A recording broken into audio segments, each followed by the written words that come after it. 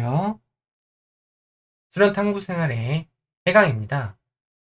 오늘은 14화 호흡 길이는 어떻게 늘려야 하나요에 대해서 알아보도록 하겠습니다.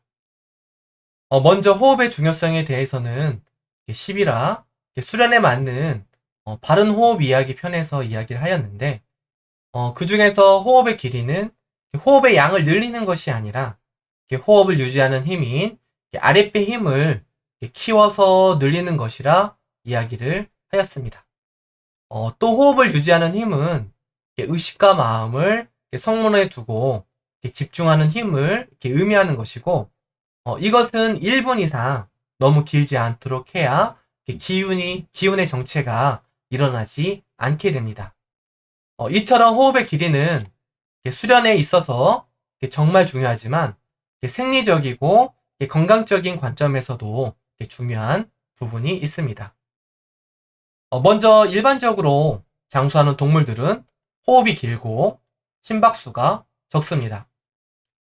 예를 들어 강아지들은 15년 정도의 수명을 가지는데 1분당 호흡수가 80에서 100번 정도가 되고 대표적인 장수 동물인 거북은 1분당 호흡수가 2번에서 3번 정도가 된다고 합니다. 그 중간에 위치한 사람들이 1분당 호흡수가 12번에서 15번 정도가 된다고 하니 이제 한 번의 호흡의 길이가 4에서 5초 정도가 되는 것 같습니다. 이런 4에서 5초 정도의 호흡 길이가 20에서 30초 정도 그 정도만 늘어나게 되어도 주어진 수명을 온전하게 누릴 수 있을 거란 생각이 드는 것 같습니다. 호흡수에 대해서 좀 더 이야기를 해보자면 분당 호흡 횟수가 증가하게 되면 과호흡 상태가 되고 이럴 때는 혈관 속에 이산화탄소의 비율이 감소하게 되는데 이렇게 되면 혈관이 수축하고 뇌나 신체 각 부위로 흐르는 피의 양이 감소하게 되면서 몸의 말초 부위는 항상 산소가 부족한 상태가 됩니다.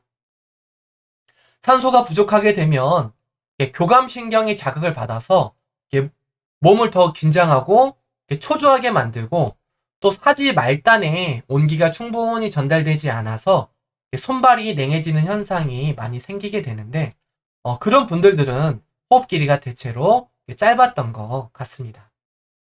그래서 호흡 횟수를 줄이고 호흡 길이가 길어질수록 말초 부분까지 산소 공급이 원활해지면서 체온도 같이 잘 오르게 되는 것 같습니다. 실제로 수련을 하면서 체온이 상승하고 손발이 따뜻해지는 경우가 많으며 평소 순환이 부족했던 분들은 손발이 붓는 현상이 나타나기도 합니다. 이런 호흡수는 모든 동물들이 조절을 할 수 있는 것이 아니고 사람만이 동물 가운데서 유일하게 호흡을 의식적으로 조절이 가능합니다. 그리고 호흡 조절을 통해서 심박수의 조절도 가능합니다. 운동선수들이 과격한 운동을 하고 깊은 심호흡을 통해서 심박수를 빠르게 낮출 수 있게 하는 것은 운동 능력 중에서 중요한 것으로 평가를 하기도 합니다. 수련을 처음 하시는 분들 중에는 건강이 좋지 않아서 건강 때문에 수련을 시작하시는 분들이 많은데 이분들의 호흡 길이는 1에서 2초 정도가 되지 않는 경우가 많습니다. 이런 분들이 자신의 현재의 호흡을 기준으로 해서 움직이기 힘든 경직된 복부를 먼저 이렇게 부드럽게 만들어주고 아랫배의 힘을 키워가면서 호흡을 유지하는 힘을 조금씩 늘려나가다 보면 어느새 10초 이상의 호흡을 하면서 건강도 많이 회복이 되는 모습을 볼 수가 있습니다. 여기서 호흡 길이를 호흡의 양, 폐활량으로 이렇게 늘리려고 하면 11-2화에서 설명한 것처럼 되려 불필요한 힘이 이렇게 많이 들어가서 호흡에 버거움이 생기고 복부가 더욱 경직이 되고 의식과 마음의 이렇게 유지가 잘 이루어지지 않고 불란스러워지기만 합니다. 그래서 호흡의 길이는 자신의 현재 호흡을 길이로 이제 자연스러움과 편안함을 기준으로 해서 조금씩 조금씩 늘려가야 합니다. 몸과 이렇게 마음에 이렇게 많은 이렇게 부하와 이렇게 스트레스를 받고 있는 그런 이제 현대인들은 이제 호흡의 길이가 이렇게 짧은 뿐만 아니라 이제 들숨과 날숨이 연결되는 그런 시간도 자연스럽지 못하고 매우 이렇게 짧습니다. 들이쉬고 내쉬고가 이렇게 자연스럽게 연결되지 못하고 내쉰 다음에 숨이 거의 이렇게 쭉 이렇게 끊어진 상태에서 들이쉬는 숨을 이렇게 이어가는 경우가 많은데 이제 본능적으로 몸에 쌓인 어떤 이제 열기라든지 그런 이제 탁기 등을 배출하기 위해서 이제 한계까지 이렇게 내쉰다고 보시면 될 것 같습니다. 그렇게 내쉬는 게 길다 보니까 그 자신의 호흡 길이에 비례해서 들이쉬는 이제 숨이 짧아지게 돼서 수련을 하는데 이렇게 적절한 5대5나 6대4 정도의 호흡 비율을 맞추기가 어렵게 됩니다. 이런 부분들은 이렇게 앞서 12에서 13화 영상을 따라서 호흡 훈련을 하시게 되면 자연스럽게 기본적인 성문 호흡법에 조절이 되기 시작을 합니다. 그렇지만 호흡 길이를 늘리는 부분에 대해서는 사람마다 그것을 인지하는 정도가 많이 다릅니다. 일반적으로 평소 호흡 길이가 4에서 5초인 사람의 경우에는 들숨과 날숨의 길이가 여기서 보는 것처럼 이렇게 짧으면서 내쉴 때에도 호흡이 끊어지는 경우가 제법 있었습니다. 이런 호흡 패턴에서 대부분은 여기처럼 이렇게 호흡의 길이를 이렇게 들숨과 날숨의 길이를 늘리기 위해서 억지로 숨을 들이쉬고 길게 내쉬려고 하는 모습들을 보였습니다. 그러다 보면 들숨이든 날숨이든 호흡이 면밀하게 이어지지 못하고 여러 번 끊어서 들이쉬거나 끊어서 내쉬는 호흡이 되고 또 호흡 자체에 신경을 쓰느라고 성문에 집중이 되어야 할 그런 의식과 마음조차 그 호흡을 벗어나지 못하는 상태가 됩니다.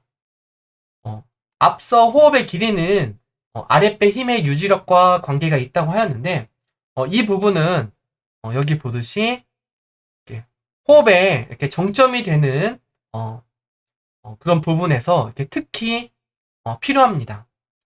들이쉬자마자 이렇게 들이쉬자마자 내쉬는 게 아니라 들이쉬며 이렇게 호흡이 정점에 다다르려고 할 때부터 이렇게 아랫배 힘을 지그시 유지하면서 가늘고 길고 깊게 호흡을 조절합니다. 호흡의 정점에서 아랫배 힘이 유지되는 시간이 호흡과 일치해서 길어지게 되면은 전체적인 호흡의 길이가 길어지게 됩니다. 또한 내쉬고 들이쉴 때는 날숨을 이렇게 모두 이렇게 내쉬고 들이쉬는 게 아니라 이제 날숨을 모두 내쉬고 이렇게 호흡을 들이쉬려고 하다 보면은 오히려 날숨의 길이가 너무 길어지게 되고 또 이렇게 되돌아가는 이렇게 호흡력이 약해져서 호흡이 끊어지고 들숨과 자연스럽게 연결이 되지 않습니다. 그래서 이렇게 내쉬는 호흡을 이제 약간 남겨가지고 이제 들숨과 연결을 하면 그 여력이 있는 호흡력만큼 들숨과 자연스럽게 연결이 되며 이제 이것은 마치 물을 퍼올릴 때 펌프에 이렇게 마중물을 넣고 이제 이렇게 펌프질을 했을 때 더 큰 물을 이렇게 쉽게 이렇게 끌어오는 것과 이제 유사하다고 볼 수가 있겠습니다. 이때 날숨이 조절되는 만큼 들숨도 자연스럽게 길어지게 됩니다. 호흡의 길이를 늘리는 법에 대해서 다시 살펴보면 호흡의 길이는 호흡의 정점에서 아랫배의 힘을 유지하는 것과 밀접한 관계가 있고 호흡의 길이는 호흡의 정점과 시작 부분을 조절하여서 늘리는 것입니다. 호흡의 정점과 시작 부분만 이렇게 조절을 하는 것이 이렇게 들숨과 이렇게 날숨 자체를 이렇게 억지로 늘리는 것보다 훨씬 자연스럽고 편안한 호흡이 됩니다. 그래서 들숨과 날숨을 억지로 늘리려고 하지 않으셨으면 좋겠습니다. 또 호흡을 늘리는 방법 중에 하나는 숫자를 되뇌이면서 그에 맞춰서 호흡력을 적절히 분배를 해서 시간을 조금씩 늘려보는 것도 좋은 방법이 되고, 아랫배 근육 단련과 그에 따른 호흡 강화를 통해서 자연스럽게 호흡의 길이를 늘릴 수도 있습니다. 이는 행공이라는 이제 본수련을 잘 할 수 있게 기운을 작용시켜주는 어떤 이렇게 특정 동작들을 취하고 그것을 견디어내는 이제 힘겨움 속에서 호흡을 깊고 강하게 하면서 단련이 될 수가 있습니다. 행공과 호흡 강화에 대한 부분은 다음 편에서 다시 설명을 하도록 하겠습니다. 마지막으로 정리를 하자면 호흡의 길이는 호흡의 정점과 호흡의 시작점을 조절하여서 늘리는 것입니다. 여기서 호흡의 길이는 호흡의 양을 늘려서 만드는 것이 아닙니다. 호흡이 정점일 때는 아랫배 힘을 지그시 유지하여 호흡 길이를 증가시키는 것이고, 호흡이 시작될 때는 날숨에 여지를 두고 부드럽게 들숨과 연결을 하면 자연스럽게 호흡이 길어지면서 호흡의 비율도 5대5에서 6대4까지도 조절이 되게 됩니다.